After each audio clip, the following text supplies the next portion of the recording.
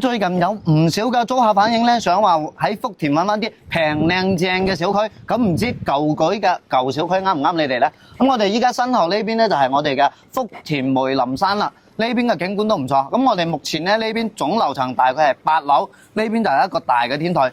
咁舊小區咧通常就係驚我哋冇車位同埋冇電梯，但係呢個小區有車位，而且咧舊改之後全部都有帶電梯嘅，可以直接上到嚟我哋呢個天台。咁整個小區咧大概有8棟，咁我哋成個小區嘅天台亦都係連起身嘅。咁我哋可以喺天台呢邊咧種下花草樹木啊，包括咧平時上嚟散步都 OK 嘅。咁跟住落嚟，我哋落去睇房。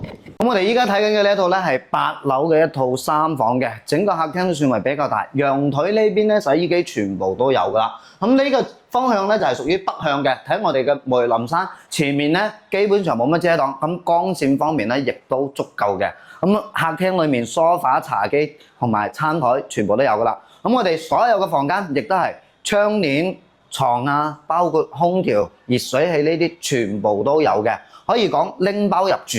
咁目前呢一套3房租金大概幾多呢？就係6800蚊嘅，隨時都可以拎包入住嘅。咁我哋廚房嘅冰箱亦都有噶啦，但係咧燃氣灶未開通嘅，首次出租。如果你哋都想租呢一種未有人住過嘅3房嘅話，咁我覺得呢一套房你可以過嚟睇下嘅。咁我哋第2套房咧租金係6000蚊嘅，咁呢邊咧亦都係指紋密碼房，成個套間落嚟都係屬於啱裝修好冇幾耐嘅。咁廚房咧通燃氣，亦都有抽油煙機等等。不過咧呢套房咧就冇配冰箱，全屋嘅家私其實都係一模一樣嘅，屬於咧呢啲咧係統一採購翻嚟嘅。咁亦都係首次出租啦。咁呢一套2房咧，目前咧亦都係屬於電梯嘅，可以辦一張電梯卡。咁當然啦，就呢啲屬於舊小區改建嘅，所以咧佢呢一邊咧就咁需要嘅係租一個新少少嘅小區。呢套2房你中唔中意呢？咁我哋依家咧落到嚟7樓睇翻一套2房。咁呢邊咧就係福田外國語實驗學校嚟嘅。咁呢邊咧唔少嘅學生家長都會喺呢邊租房。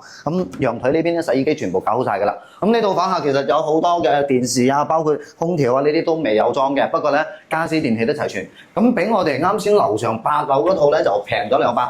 呢套房只要5800蚊可以租到啦。咁呢套房咧亦都係大2房嚟嘅，只不過咧喺方位呢邊嚟講咧，啱先我哋8樓咧係屬於南向，咁呢套咧係屬於北向嘅，光線咧冇啱先嗰套咁好，不過咧一樣都係家私電器全部齊全拎包入住嘅。